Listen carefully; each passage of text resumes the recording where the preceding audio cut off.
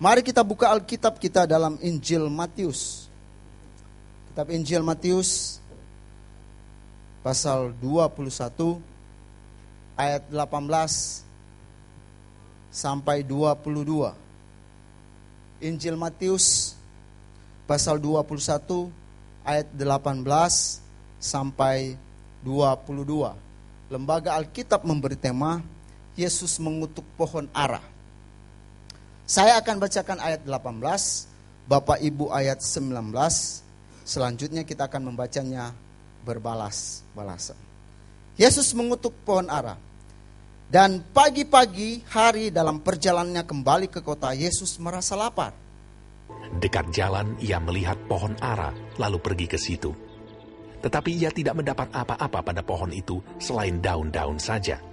Katanya kepada pohon itu, "Engkau tidak akan berbuah lagi selama-lamanya." Dan seketika itu juga keringlah pohon ara itu.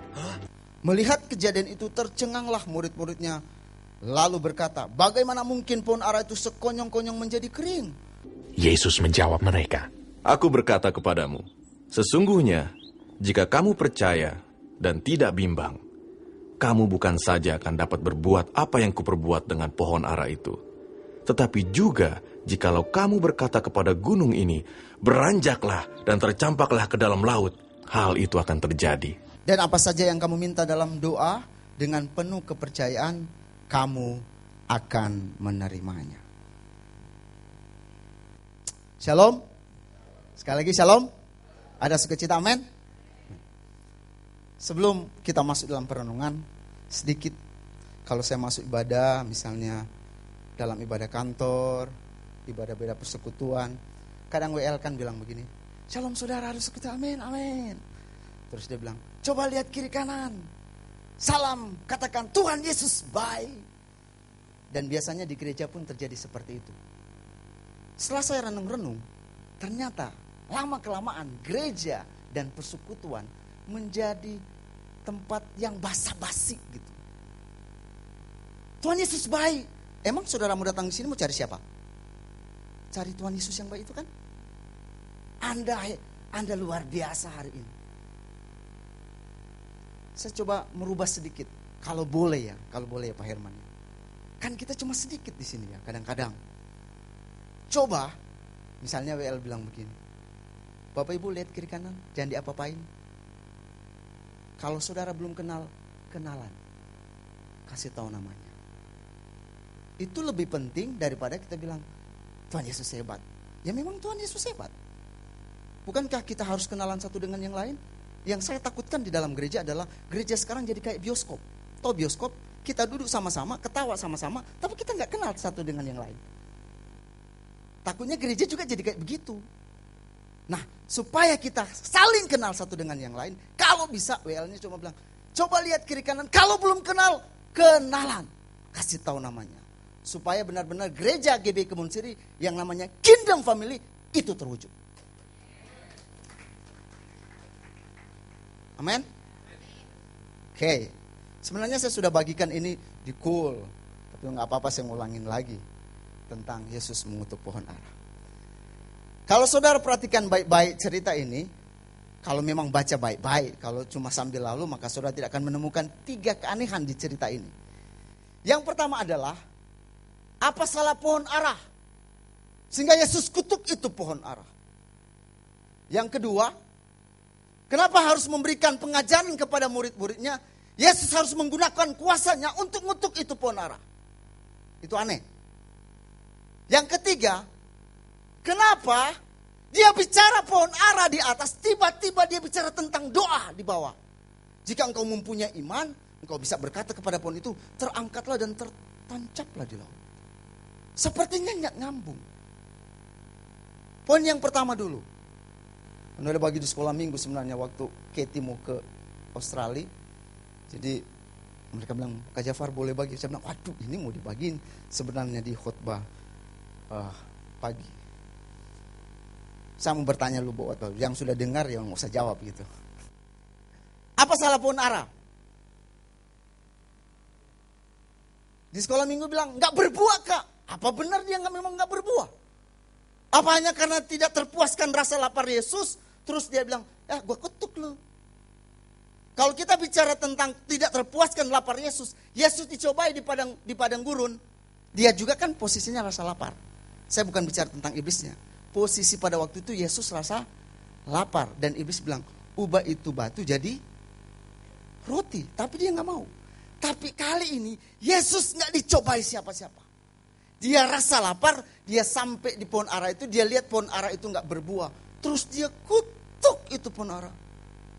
Kalau kita bilang dia tidak berbuah, coba kita lihat Markus pasal 11. Markus pasal 11 ayat 12 sampai 14. Markus pasal 11 ayat 11 sampai 12. Dibilang begini, keesokan harinya sesudah Yesus dan ke-12 muridnya meninggalkan Betania, Yesus merasa lapar dan dari jauh ia melihat pohon ara yang sudah berdaun.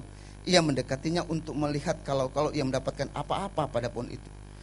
Tetapi waktu ia tiba di situ, ia tidak mendapatkan apa-apa selain daun-daun saja, sebab memang bukan musim buah ara. Maka katanya kepada pohon itu, jangan lagi seorang pun makan buahmu selama-lamanya. Dan murid-muridnya pun mendengarkannya. Kalau kita bilang, karena tidak berbuah. Loh, ayat ini ceritanya sama. Di situ dibilang apa? Belum musim buah ara. Sama aja dengan begini. Saya kemarin pulang ke Manado misalnya. Terus sampai ke kebun, saya rasa lapar. Pingin makan durian. Sampai di sana saya lihat duriannya gak berbuah. Saya ambil gergaji sensu, saya potong itu durian. Terus itu opa-opa lewat. Dan opa-opa tanya, Pak Jafar lagi ngapain? Lapar nih, pingin makan buah durian, tapi duriannya gak berbuah. Terus dia bilang apa? Pak Jafar, ini kan belum musim buah durian. Yang salah siapa? Nanti, wah, Pak Jafar salahin Tuhan Yesus nih kalau begitu. Yang salah siapa? Lo belum musim buah durian bro. Itu keanehan yang pertama. Keanehan yang kedua di cerita ini, yaitu kenapa hanya untuk memberikan pelajaran kepada murid-muridnya, Yesus harus kutuk itu pohon ara. Kan Yesus kita kalau dikasih karunia misalnya menyembuhkan, biasanya kan kegunaannya untuk apa? Untuk kemaslahatan banyak orang. Tapi kali ini enggak loh. Di dalam Alkitab, enggak tahu saudara mau tambahin atau enggak. Saya cuma temukan ada 2. Yang pertama, waktu saudara pernah baca tentang Yesus bayar pajak bait Allah, dia bilang, Pet, nanti lu ke sungai, kalau nangkap ikan, di mulut ikan itu ada koin, dan ambil itu koin, bayar itu pajak bait Allah. Berarti dia buat mujizat hanya untuk apa? Dirinya sendiri. Dan kedua, cerita ini, kenapa hanya untuk memberikan pelajaran, dia harus korbankan itu pohon ara. Padahal mujizat itu dipakai untuk kemaslahatan banyak orang. Saya bisa bayangin kalau pada waktu itu ada Greenpeace, maka Yesus pasti dimarah-marahin. Yang ketiga, keanehan yang ketiga. Kenapa di atas dia bicara pohon ara, tiba-tiba dia bicara tentang iman, di bawah tentang doa. Anak muda bilang, kok nggak nyambung Jack? Sepertinya Yesus bicara ini nggak nyambung. Dia bicara pohon ara di atas, tiba-tiba bicara tentang doa dan keyakinan di bawah. Kalau begitu, ceritanya tentang apa sih? Supaya saudara kita bisa tahu untuk menjawab ketiga keanehan ini, saya ajak Bapak Ibu berimajinasi. Saya jadi Tuhan Yesus, Bapak Ibu jadi murid-muridnya. Jadi imajinasi sekarang kita ada di Israel.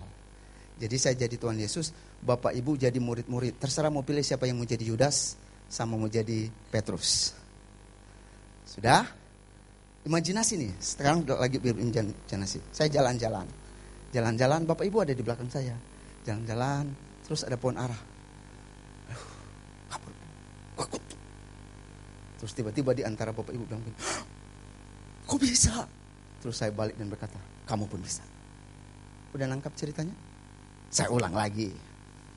Saya jalan-jalan, Bapak Ibu murid-murid nih. Terus saya bilang, aduh lapar nih mau makan gak berbuah. Gua kutuk tuh. Ku bisa. Kamu pun bisa. Berarti di cerita ini Yesus bukan berbicara tentang pohon ara, tapi Yesus sedang berbicara sebuah keyakinan. Kadang-kadang kita beralegoris di sini. Oh, pohon ara itu bangsa Israel. Oh, pohon ara itu kita. Kalau kita tidak berbuah, Tuhan kutuk lu, Tuhan kutuk lu, Tuhan kutuk lu. Enggak. Karena ini satu perikop. Kenapa di ayat di bawahnya bicara tentang doa dan keyakinan? Berarti di sini adalah bicara tentang sebuah keyakinan atau yang kita kenal dengan kata iman. Apa salah pohon ara? Enggak ada salah. Kenapa Yesus harus mempergunakan kuasanya? Karena Tuhan ingin kasih contoh dan Tuhan bilang kamu pun bisa. Biasanya kalau kita tidak punya contoh kita nggak percaya. Itu sebabnya seringkali kesaksian. Kalau kita lihat, oh iya, baru percaya. Jadi inti cerita ini bicara tentang sebuah keyakinan. Saya masuk sama inti khotbah saya. Kalau begitu, apa itu iman? Kalau iman kita udah bicara ya, kita udah tahu tentang iman. Gimana Bapak Ibu definisi iman? Ibrani berapa? Ibrani 11 ayat 1. Kalau itu kita sudah tahu. Tapi saya mengajak Bapak Ibu untuk sedikit berbicara tentang psikologi. Minta maaf buat ada yang mungkin sekolah di Fakultas Psikolog. Saya mau bicara tentang sedikit. Ternyata psikologi pun telah menemukan apa itu iman. Seorang anak umur 6 tahun, kalau kita bermain bola dengan dia, kita ambil bolanya, kita simpan ke bawah bantal, maka anak itu berpikir bola itu sudah tidak ada. Dia berpikir bola itu sudah hilang. Tapi kalau dia sudah berumur 6 sampai 12 bulan, maka dia akan tarik itu bantal, dia temukan itu bola. Namun apa jadinya kalau kita ambil itu bola, kita selalu dalam selimut. Anak itu juga bingung dan berpikir, bola itu sudah hilang. Itu sebabnya anak kecil, kalau kita tinggalkan, kalau mamanya tinggalkan, dia nangis. Kenapa dia nangis? Karena dia berpikir mamanya sudah enggak ada. Tapi kalau sudah 12 bulan sampai 18 bulan, dia akan tarik itu selimut dan dia temukan itu bola. Ini yang namanya permanency object. Kemampuan intelektual manusia tetap percaya suatu benda sekalipun tetap eksis sekalipun tidak kelihatan. Kalau Bapak belum bisa nangkap, saya kasih uang 100 ribu di sini, saya keluar. Balik 100 ribunya sudah hilang. Saya mau tanya, apakah 100 ribunya hilang lenyap? Kemana dia? Cuma pindah tempat. Itu sebabnya Bapak Ibu nyari. Itu yang namanya keyakinan. Ya, di mana ya? Di mana ya? Itu yang namanya permanency object. Berarti iman itu sudah ditaruh sama setiap orang dari kecil. Cuma masalahnya untuk mengaktifkan itu iman itu bagaimana? Masalahnya kan kita baca, oh saya punya iman, saya punya. Ditaruh di mana iman itu? Sedikit belajar dulu. Saya coba-coba baca buku, ketemu. Namanya James Fowler. Boleh slide-nya? Tadi kan kita udah bicara, berarti Tuhan sudah titipkan itu iman dari kecil. James Fowler menemukan bahwa ternyata ada kriteria bagaimana manusia itu menaruh imannya. Memang secara teologi nggak bisa diukur. Konten iman tidak bisa diukur. Tapi struktur manusia, psikologi manusia, struktur manusia bisa diukur.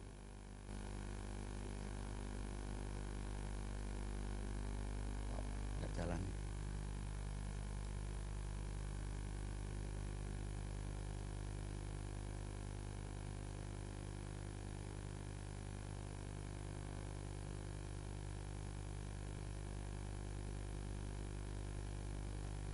Undifferentiated faith. Orang seperti ini begini, dia datang ke gereja dikasih kebenaran setiap hari, tapi nggak mudeng. Pokoknya dia datang aja ke gereja, dia buka-buka apa warta, sedikit-sedikit telepon, terus orang lagi puji-pujian dia cuma ngelengos sana. Ini orang nggak tahu. Ini namanya undifferentiated faith. Psikologi retailnya nggak tertutup. Jadi kebenaran dimasukin apapun, ya nggak mudeng, nggak ngerti. Imannya nggak tumbuh. Kalau orang bilang nggak ada dalam gereja, ada. Itu sebabnya psikologi bisa mengukur itu. Orang seperti ini, apakah saya harus menjudge dia bukan orang Kristen? Dia orang Kristen loh. Setiap hari datang ke gereja. Orang yang kedua, intuitive projective faith. Orang ini juga sudah rajin ke gereja. Sangat rajin datang ke gereja. Dia senang karena dia bilang apa? Papaku ada di sana, mamaku ada di sana, pacarku ada di sana. Saya suka ngumpul dengan mereka. Senang sekali datang ke gereja. Dia suka nyanyi, angkat tangan. Kalau ditanya, kenapa kamu ke gereja? Ya, karena suasana gereja senang, enak. Musiknya indah, puji-pujiannya bagus. Tapi kebutuhan Tuhannya enggak. Ini orang seperti ini, intuitive projective faith. Itu kebenaran jatuh di luar diri. Tidak jatuh ke jiwanya. Dia cuma butuh apa? Simbolis. Misalnya dia ngangkat tangan. Tahu nggak pengakuan iman GB? Tahu. Cuma hal-hal seperti itu. Tapi kebutuhan tentang Tuhan dia enggak. Orang yang selanjutnya, mythical literal faith. Ini juga sama. Lebih rajin lagi datang ke gereja. Cuma orang-orang seperti ini hampir sebagian ada. Yaitu apa? Orang-orang yang cuma suka butuh apa? Mujizat. Misalnya, kalau saya sakit, saya butuh sembuh. Kalau dagangan supaya laku, saya butuh puasa. Dia cuma butuh itu. Habis itu ya sudah. Jadi datang ke gereja cuma datang untuk lihat apa? Saya kasih perumpamaan begini. Dia cuma datang ke gereja, dia cuma butuh tangan hamba Tuhan. Habis itu enggak datang. Dia enggak mau mencari siapa si pemberi mujizat itu sendiri. Dia cuma butuh mujizat. Namanya literal faith. Orang cuma berdoa sungguh-sungguh. Supaya apa? Butuh mujizat. Ya cuma sampai di situ.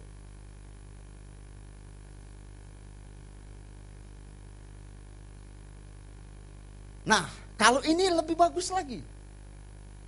Synthetic conventional faith. Walaupun kebenaran masih jatuh di luar tubuh, belum ke jiwanya. Cuma dia sudah butuh litikal. Orang seperti ini rajin ke gereja, sangat juga rajin. Dia mulai baca firman Tuhan.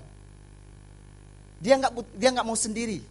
Orang seperti ini maunya ngumpul. Suka ngumpul, kelompok-kelompok suka ngumpul. Nah, orang seperti ini sangat rajin dan sangat setia dalam gereja. Kalau ditanya begini, apa itu kamu percaya bahwa Yesus itu adalah Allah? Ya, itu kan yang diajarkan gereja. Jadi pengajaran dia mulai masuk nih. Tapi dia cuma mau belajar. Tapi kebutuhan tentang Tuhan enggak lagi. Rata-rata hampir sebagian besar dialami sama siapa? Minta maaf buat kita-kita yang sekolah. Anak-anak teologi. Nih, synthetic conventional faith. Dia belajar banyak. Tapi lebih dalam dengan Tuhan enggak sama sekali.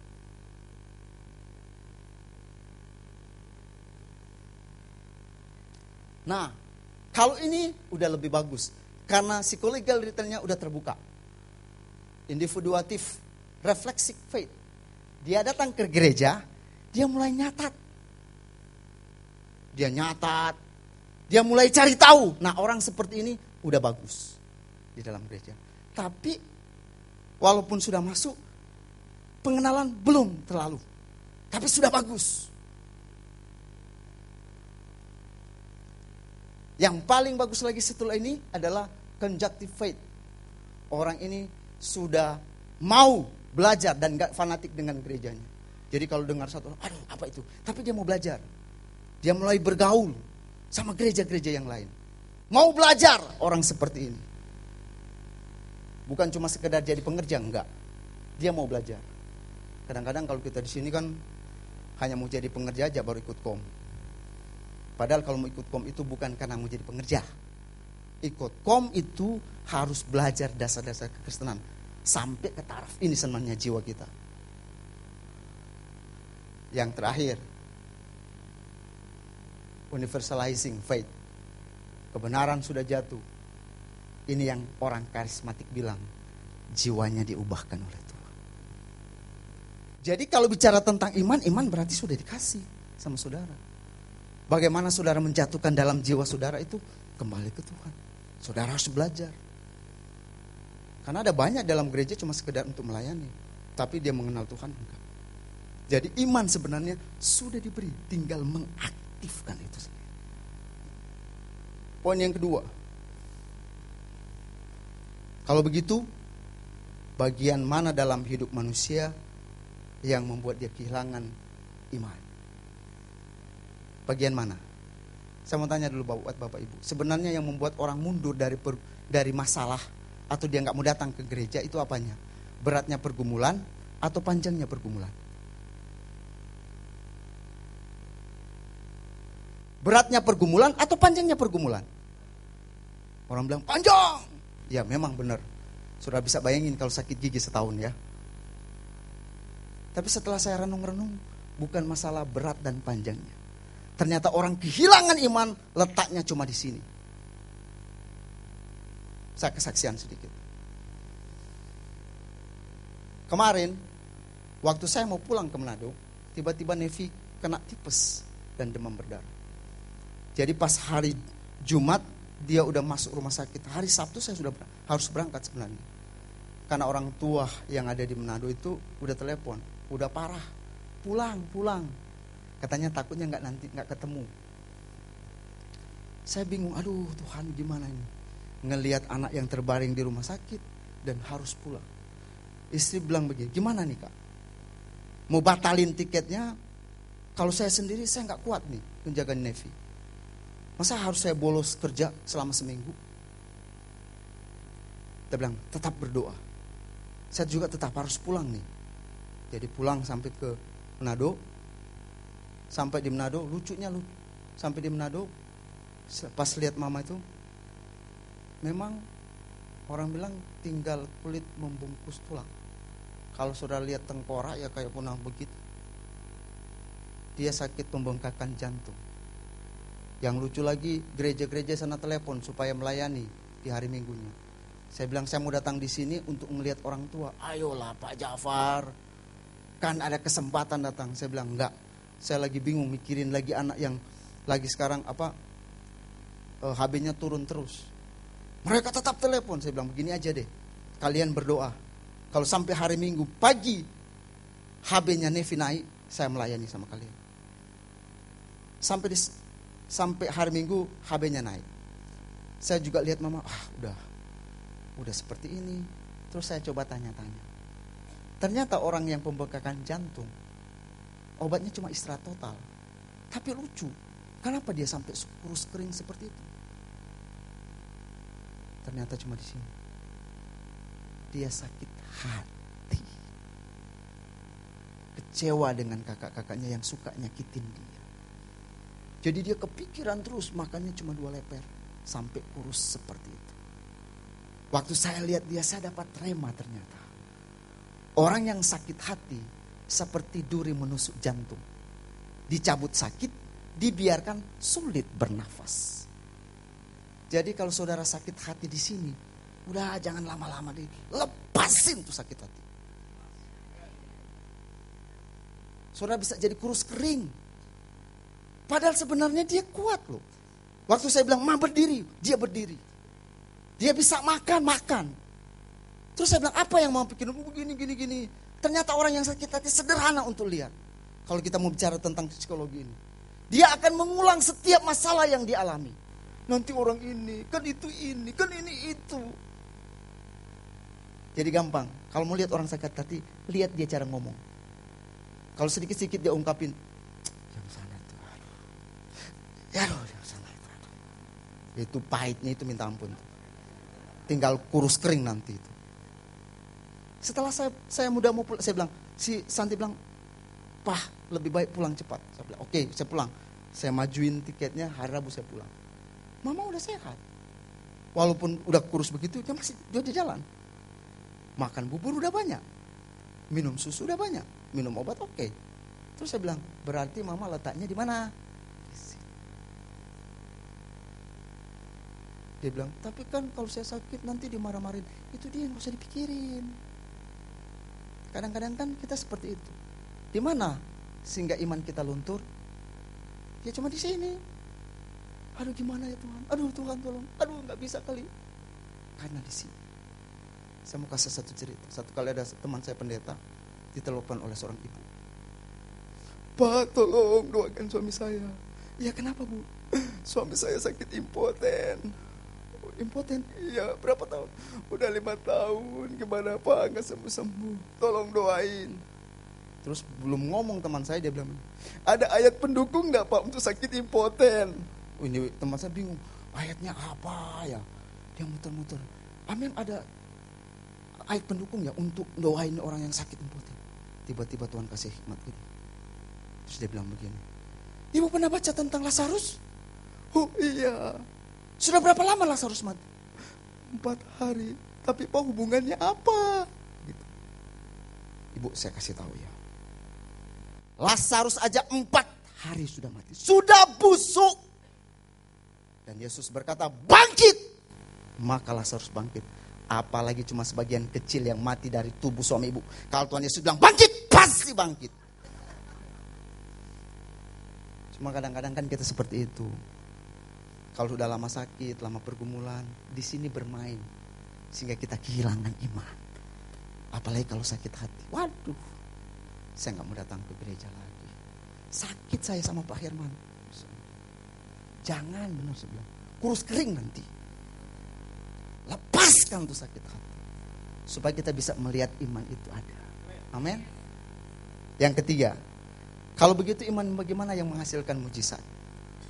Sederhana. Sederhana iman yang menghasilkan mujizat. Sama dengan begini. Kalau saya bilang sama Pak Hari, gak mungkin terjadi. Ternyata iman yang menghasilkan mujizat sederhana. Cuma antara ini sama ini setuju terhadap firman Tuhan pasti jadi. Cuma kalau kita sudah di poin kedua tadi, pikiran sudah jalan, gak mungkin, gak akan jadi. Cuma jujur ya, kadang-kadang kita orang-orang karismatik imannya flaky.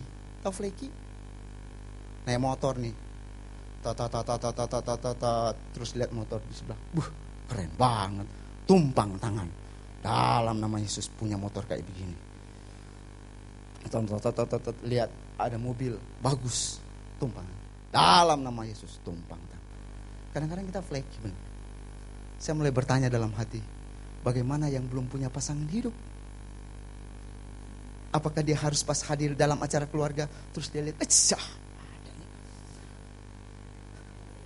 tangan belum nyampe, tangan lain udah nyampe. Kita cuma berani pada benda mati, tapi benda hidup, kalau udah nggak punya saya bilang di doa pagi, umur udah mau jatuh tempo, udah expired, mau tumpang tangan sama cewek yang kita lihat. Dalam nama Yesus. Sederhana sebenarnya. Ini sama ini setuju terhadap firman, maka mujizat itu pasti jadi. Kalau ini sama ini gak setuju terhadap firman, gak akan pernah jadi. Saya cuma mau bisa mengajak sama Bapak Ibu begini. Pernah gak Bapak Ibu mengalami hal yang paling sulit sekalipun, dan orang berkata kamu tidak bisa, tapi akhirnya bisa? Pernah? Pernah. Karena apa? Karena ini sama ini setuju terhadap firman Tuhan, dan mujizat itu jadi. Jadi waktu mama suruh pulang, sebenarnya udah masuk rumah sakit pada bulan yang lalu, suruh pulang. Saya cuma bilang dalam hati, ini orang gak akan mati. Mama saya ini kan gak akan mati. Saya percaya sekali. Cuma karena ini. Jadi ini jangan dipelihara nih. Maksudnya bukan berarti gak menggunakan akal, bukan. Tapi jangan selalu dipikirin, terus disimpan di sini. Tapi lebih baik pakai setuju dengan firman Tuhan, maka mujizat itu ada. Yang terakhir, kalau begitu, iman yang bagaimana yang tidak bimbang, serta apa yang harus diperbuat supaya iman itu tumbuh. Sederhana. Di sini kita diwajibkan, nggak tahu diwajibkan ya Pak, baca firman 5 pasal setiap hari. Untuk iman tumbuh sederhana sebenarnya. Yaitu apa? Ya baca firman. Nggak ada yang lain. Saya bingung. Waktu tahun 90-an sudah ada HP sih. HP yang gede tuh. Yang kalau dilempar anjing mati gitu. Yang gede. Dulu kan kalau masih pacaran masih pakai apa? Surat. Kalau kami dulu di kampus nggak boleh pacaran. Kalau pacaran kena hukum Taurat namanya. langsung dipanggil sama apa? Sama Purek 3 bidang kemahasiswaan. Jadi pakai surat-suratan. Jadi kalau orang lagi pacaran, kirim surat berlembar-lembar. Terus kita baca apa? Bacanya pelan-pelan sambil senyum-senyum. Besok paginya lagi kita ambil itu surat, kita baca lagi pelan-pelan dan sambil senyum-senyum. Kenapa senyum-senyum? Karena yang mengirimnya dari orang yang kita cintai. Tapi kenapa kalau kita baca Alkitab kita tidak mau? Apakah berubah surat cinta itu? Kata-katanya? Enggak toh. Apakah Alkitab juga berubah kata-katanya? Enggak toh. Tapi kenapa kita tidak membacanya seperti membaca surat cinta? Baca sedikit langsung. Apalagi kalau baca di tempat tidur. Oh, keren sekali. Signal langsung putus. Gravitasi bantal kuat. Langsung ketarik ke belakang dan aminnya besok pagi. Bagaimana imanmu tumbuh? Kadang-kadang kita nggak pernah baca firman Tuhan. Saya bilang, saya iri dengan saudara tiri kita. Anak umur 7 tahun, dia harus khatam selesai membaca. Kita udah terjemahin ke bahasa Indonesia. Kurang apa Alkitab? Sudah diterjemahin ke bahasa Indonesia. Malas baca, gampang. Pakai apa? Yang Alkitab itu audio. Tapi lucunya pakai Alkitab audio bobo lagi gitu. Sama aja. Karena memang gak ada kerinduan. Itu sebabnya saya bilang, iman bertumbuh mudah baca firman. Jadi saya mau tutup khotbah saya begini. Kalau kita supaya kita diberkati sederhana sebenarnya. Iman sudah ada dititipkan. Sudah ditaruh dalam hidup setiap orang. Tinggal bagaimana kita menaruh pikiran hati kita terhadap firman Tuhan dan berusaha untuk belajar membaca firman Tuhan. Saya ajak untuk rajin membaca firman Tuhan. Karena cuma itu kekuatan orang percaya. Tidak ada yang lain. Saudara semakin baca koran, semakin kekuatan tinggi. Dan jangan lupa, saya tutup juga, jangan pernah sakit hati. Tuhan Yesus memberkati. Amin. Mari kita satu dalam doa.